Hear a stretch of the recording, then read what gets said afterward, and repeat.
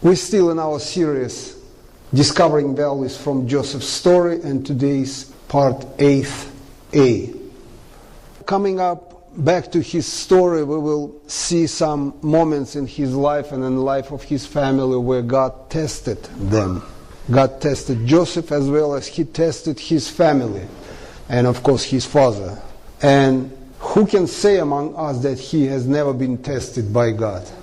I don't think that we have even one person who never been tested by God. God tests us because He wants to improve our character. He wants to make us stronger. He wants to develop something in us, and He wants to prepare us to something. That is why He allows us to be a test. I really don't like tests. I don't know about you. Starting from school, tests made me nervous, and I think that sometimes people actually do not really show what they can do or what they are capable of at the tests because they get nervous and they do not really show what they can. But God is very patient and sensitive, and He watches over us. Sometimes tests takes a long time, and He is able to pull out of us all what He wants.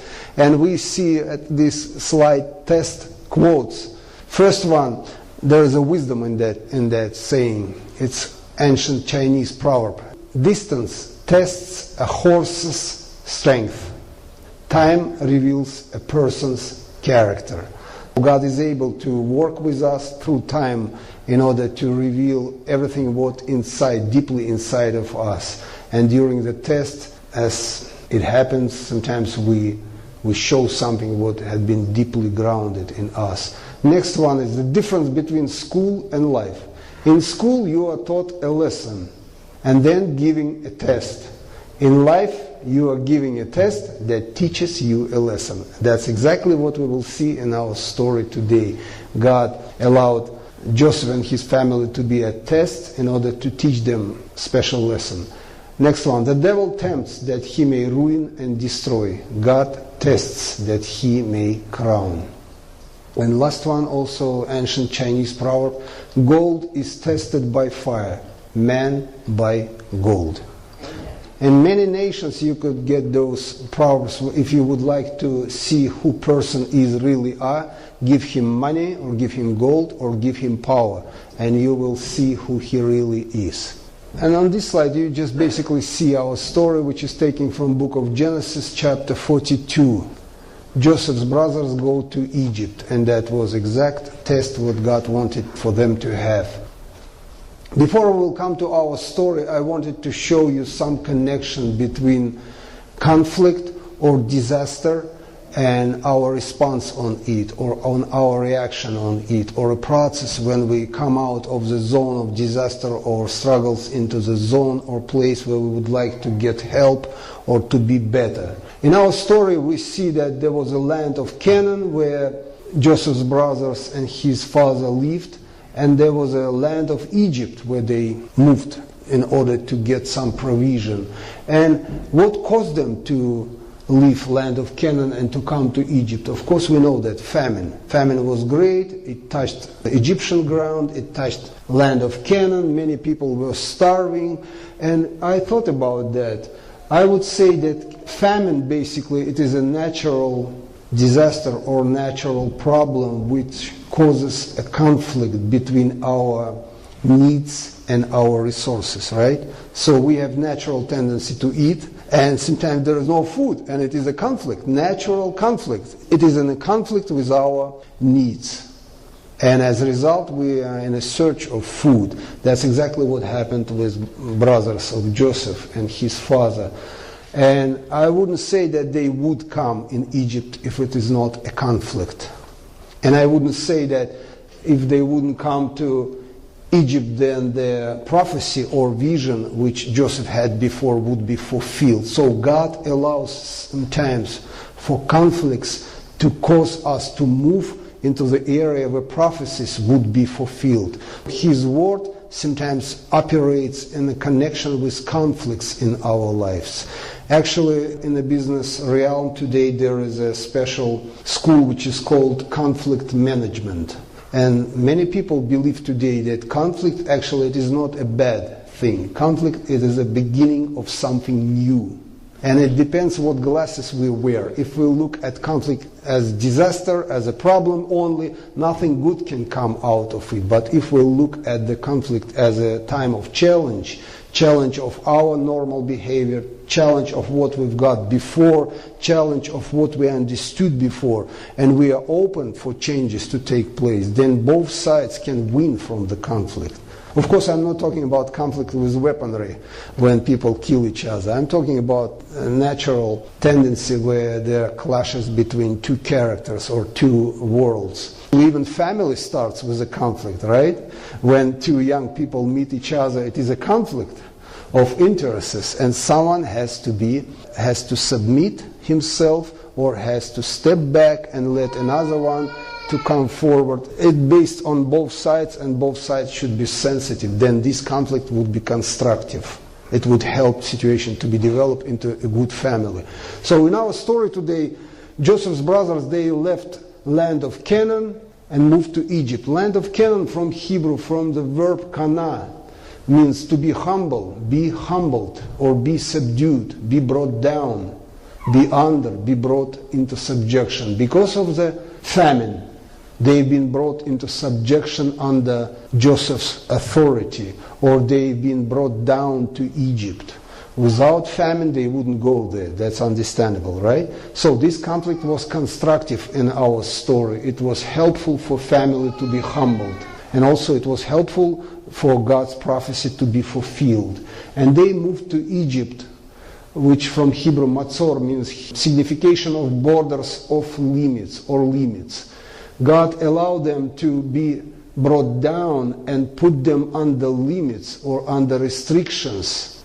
Restriction in food. They've been almost totally restricted from food absorption. It was starvation. And they came down to Egypt and they've been placed even under more stronger restrictions. That's exactly what God has done through His books in the Bible. He gave to us many restrictions in order for us to be brought under His subjection as a governor, as a king, as supreme commander. Restrictions are necessary for us, for our natural man to be developed, to be disciplined.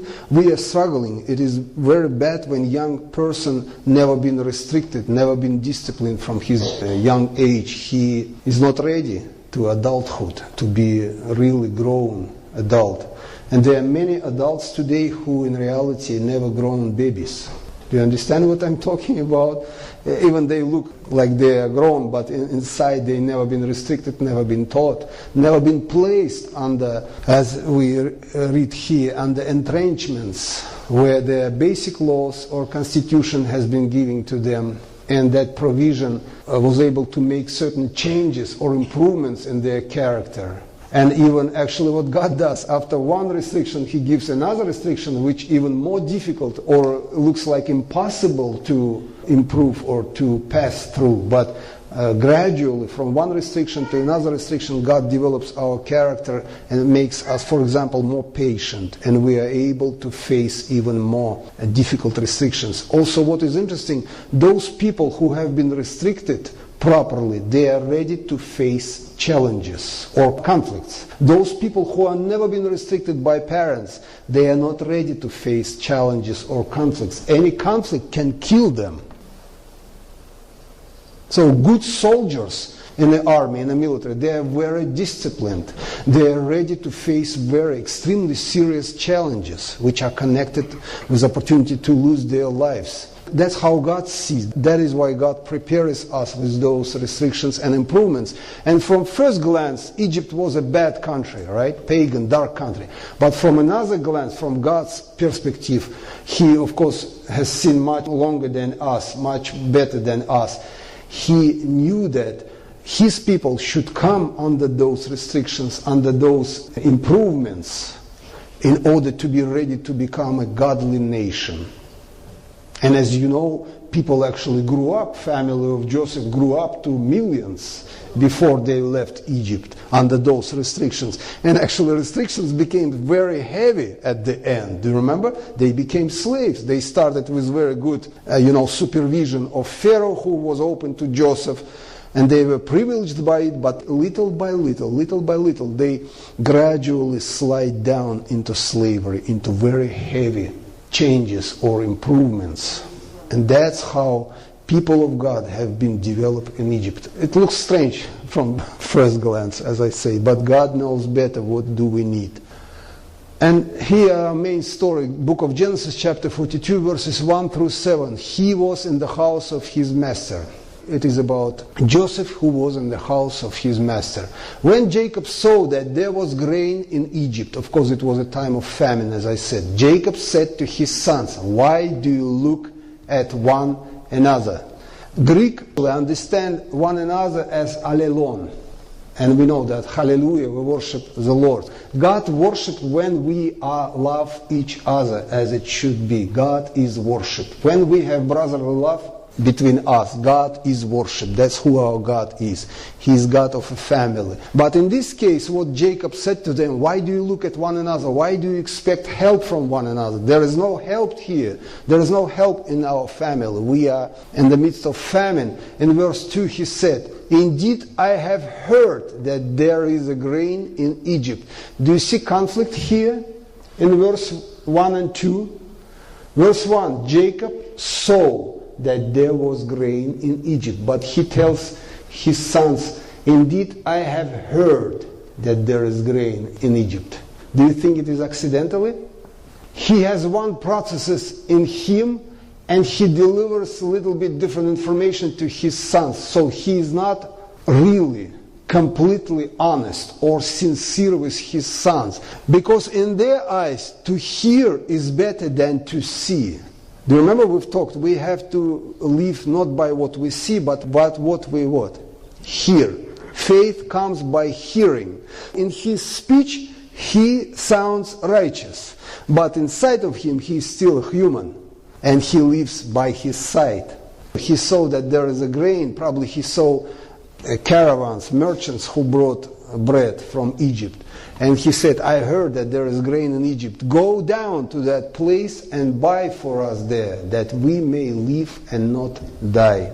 What God has done through famine, He caused brothers of Joseph to go down to Egypt. Every time when we go to Egypt, we go down. Every time when we go to Jerusalem, we go up. That's physically and that's spiritually as well.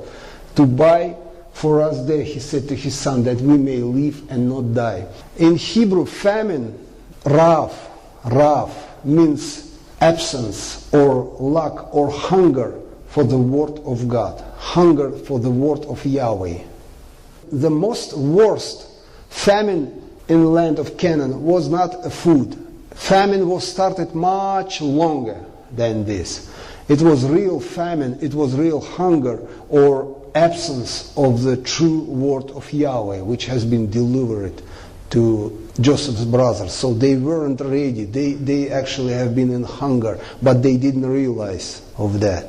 Sometimes people live in a hunger of word of God and they don't know what is it. They have hunger, but they cannot identify what kind of hunger they have.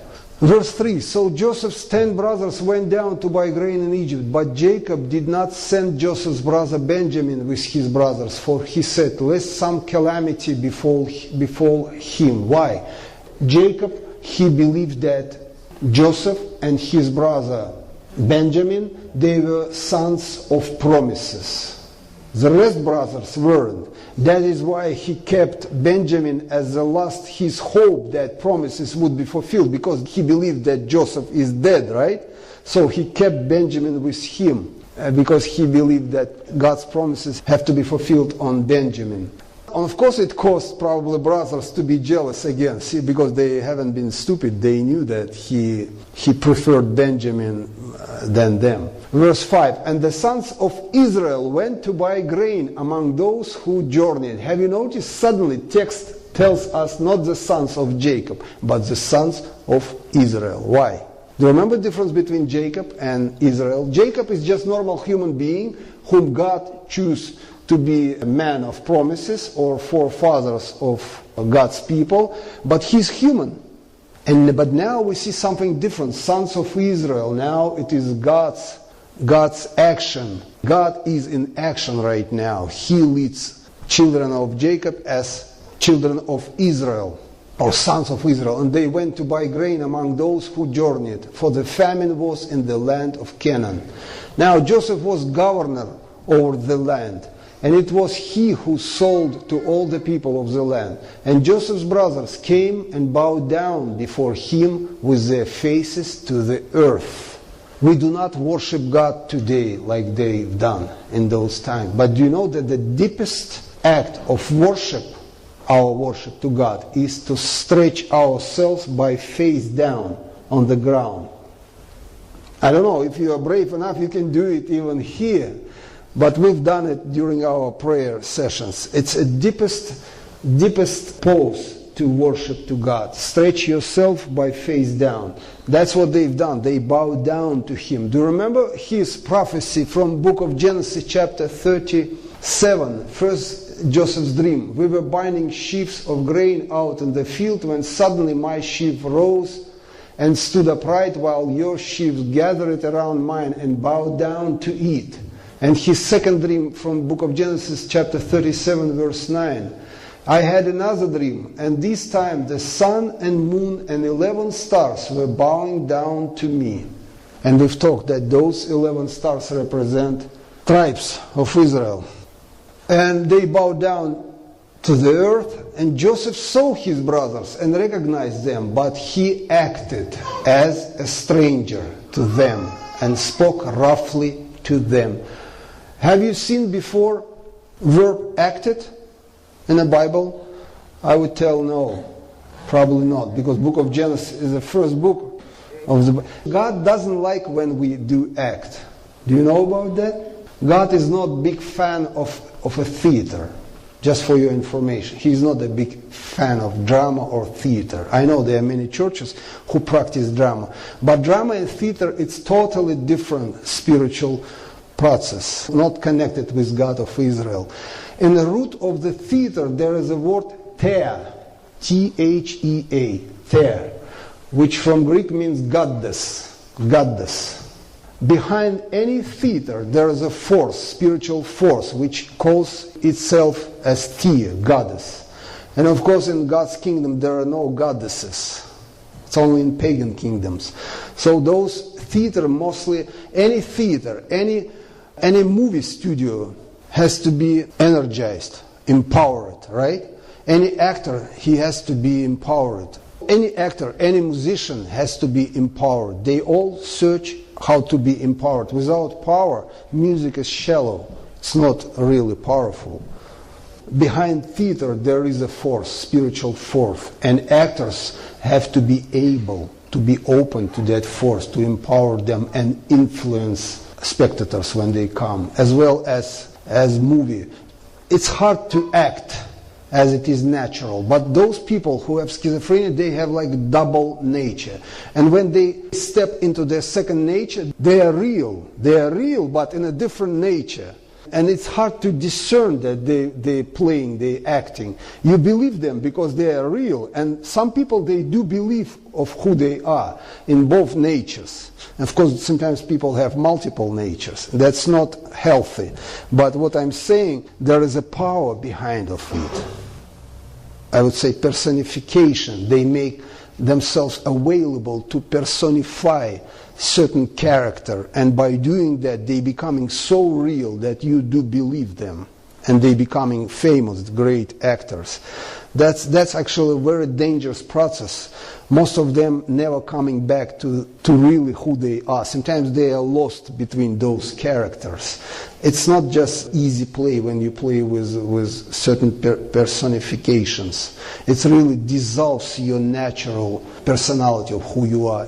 Sometimes it can steal wholesome set of who you are. Do you understand what I'm talking about? It's very serious play, and you can be lost among those characters.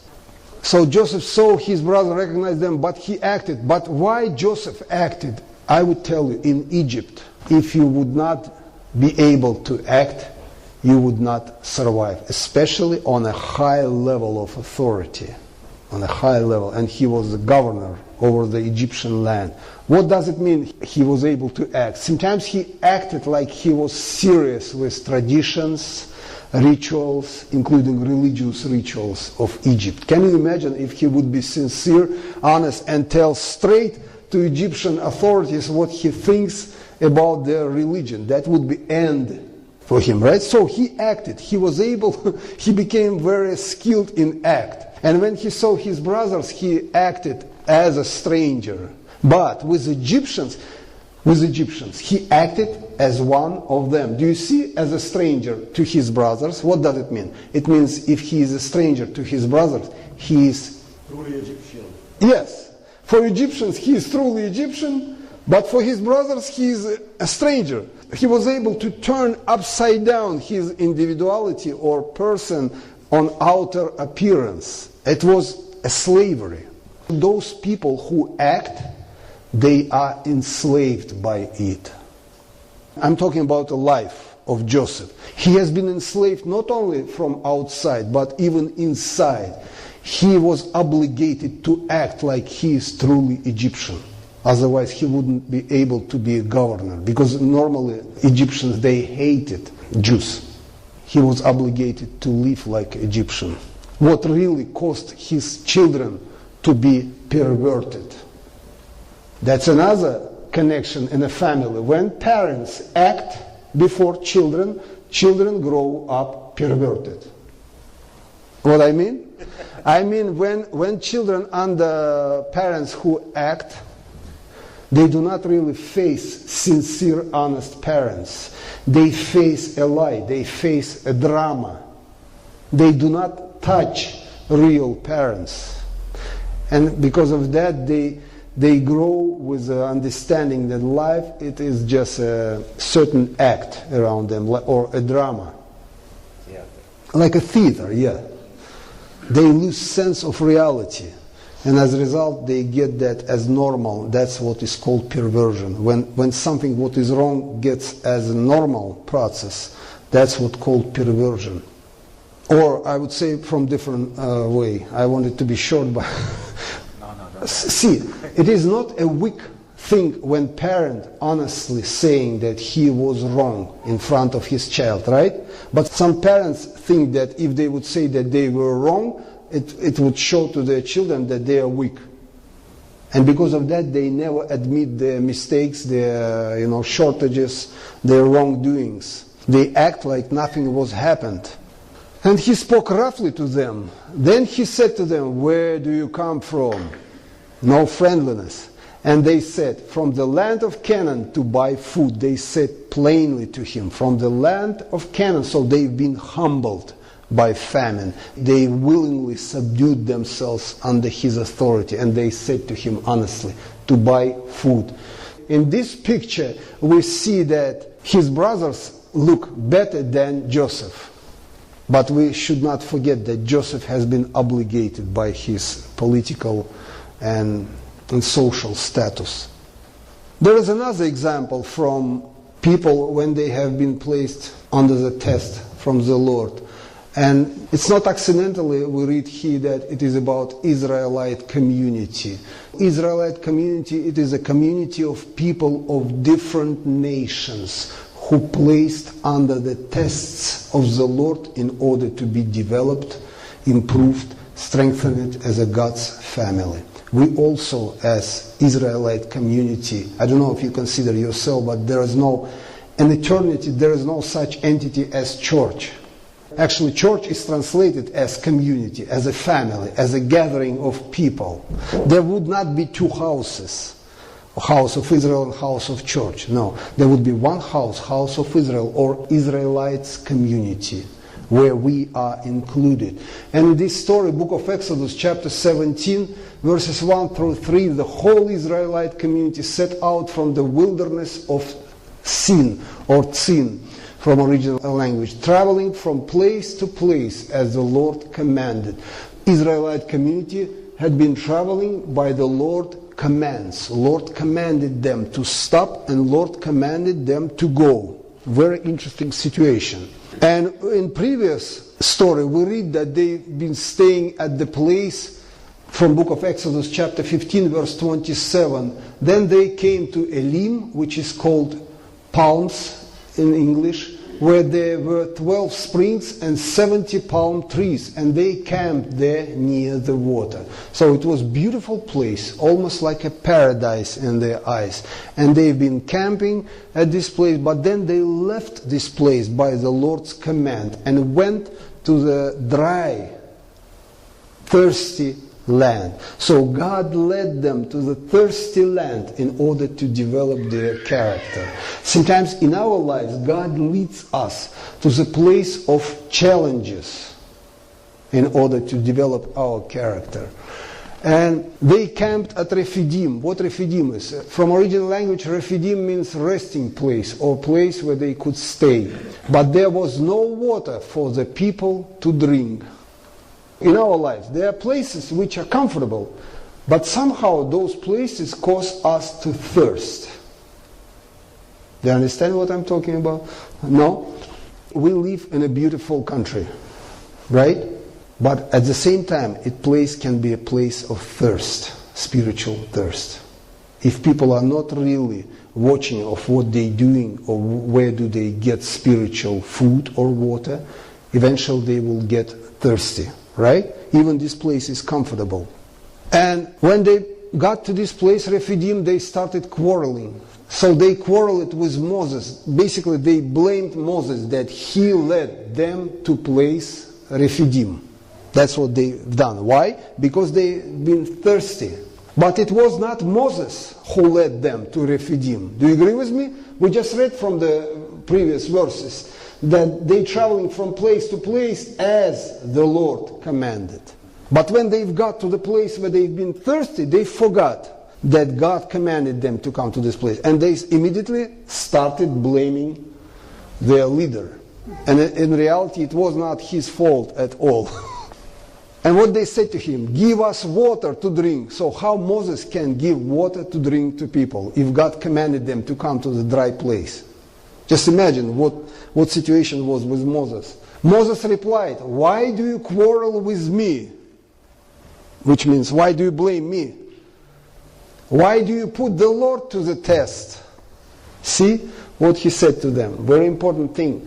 They said, because you pointed at me instead at the Lord. You put the Lord at test.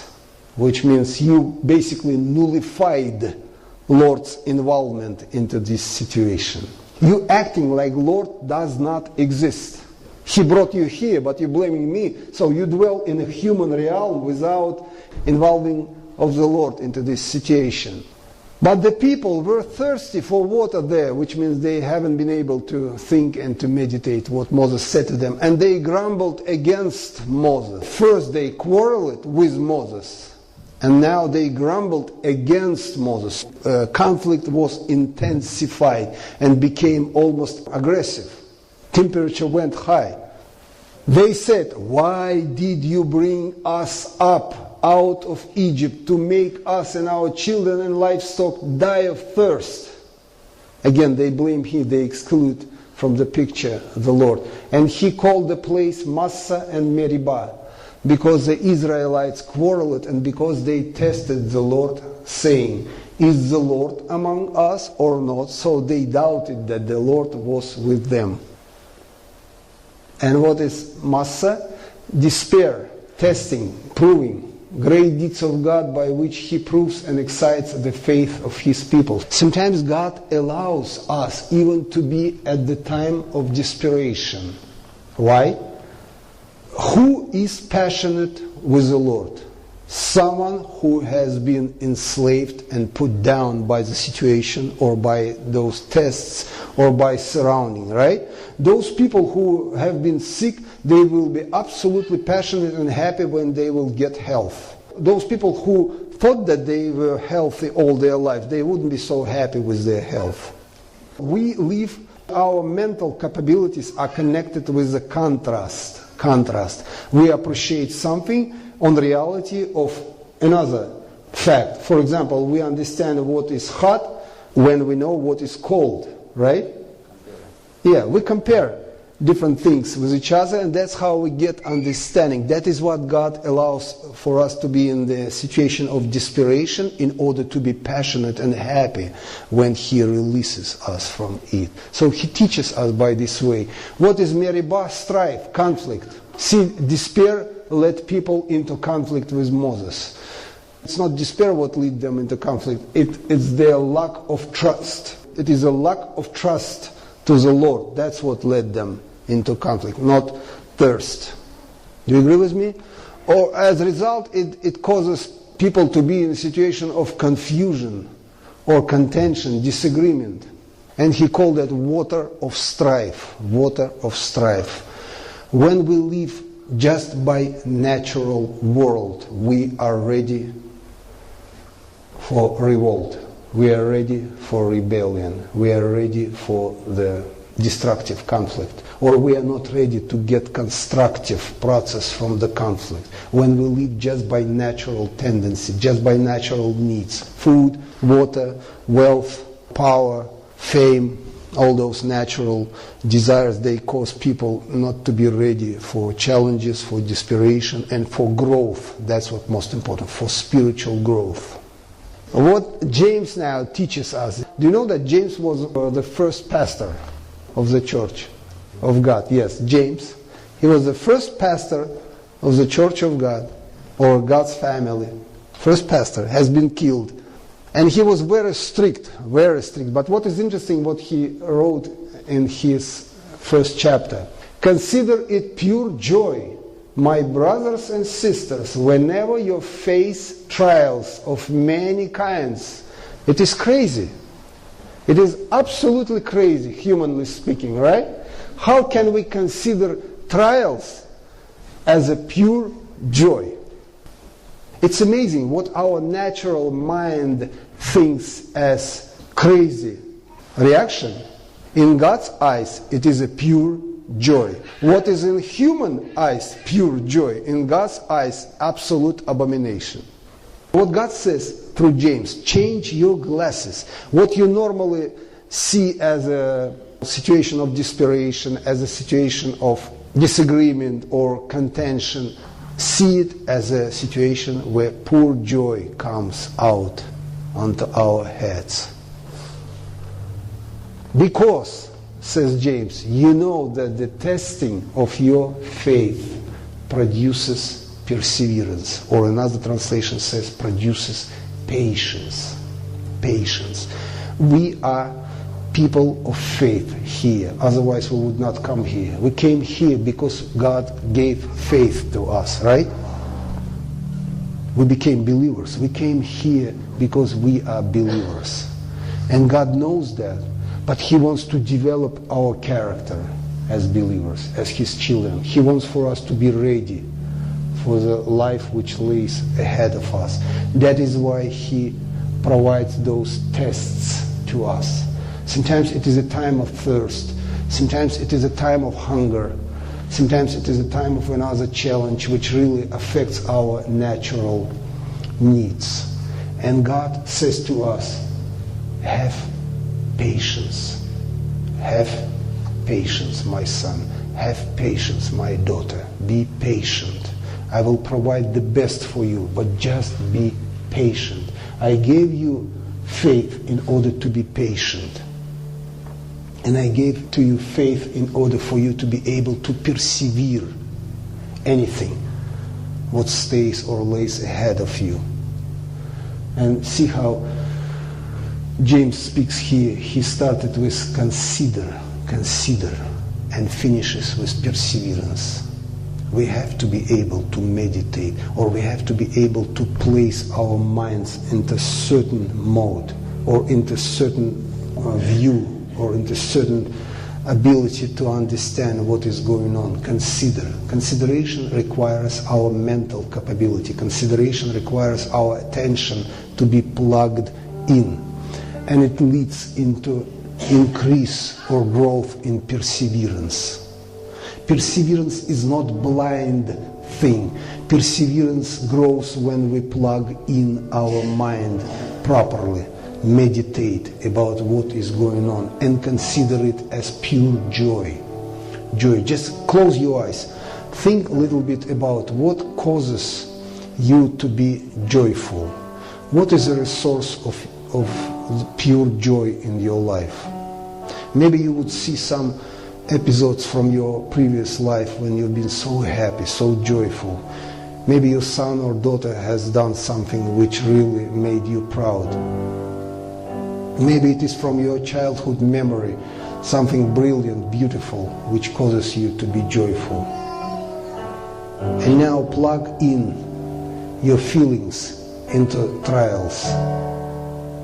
Let trials which are known to you to be a good reminder that God places you and me at test, because He wants for our faith to be strong. He wants for us to be able to persevere whatever lays ahead. He wants for us to be trained soldiers of His army, because He prepared victory for us.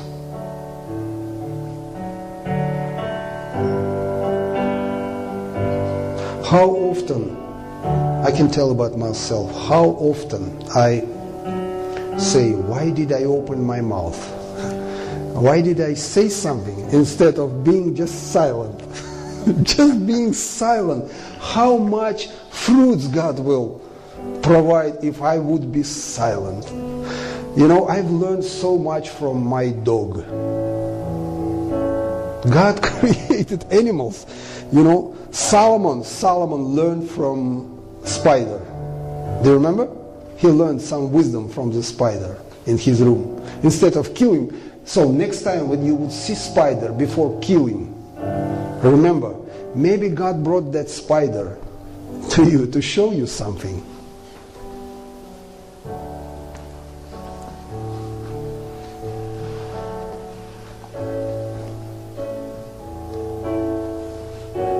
How much work it requires for a spider to make a net and to catch one fly? How patient this creature is. Even when net is created, it requires time for the creature to sit and wait, and he can do nothing. He cannot invite fly, come this way, come this way. I'm hungry. Just think about it. I'm hungry. Yeah. Come on. Jump. And you too, because I'm really hungry. One is not enough to me. Just simple observation. You know, God is amazing. He creates whole universe from one dot. You know, there is a microcosm and macrocosm. And both are cosmos. Greek word cosmos speaks about beauty. God's beauty can be seen in one dot, and God's beauty can be seen when we observe the heaven with so many stars and constellations. Observe the stars. But don't forget, Dean, about spiders too. We actually at the war now with cockroaches downstairs. But you know what? Before war will be started, we have to learn from cockroaches. Cockroaches came not because they are bad. Cockroaches came because some people were lousy.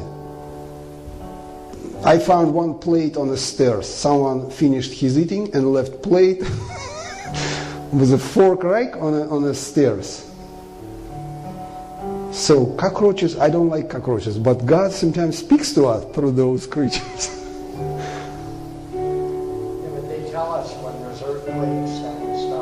Yeah. Yes, they coming, yes. Hopefully it wouldn't be this time.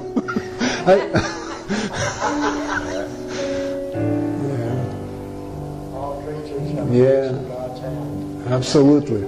God's glory can be seen in all creatures. It's just up to us how observant we are, how patient we are. Father God, I am so amazed by your creativity. You can teach us through very tiny little creature how to be patient. And I pray that you will help us to be obedient children.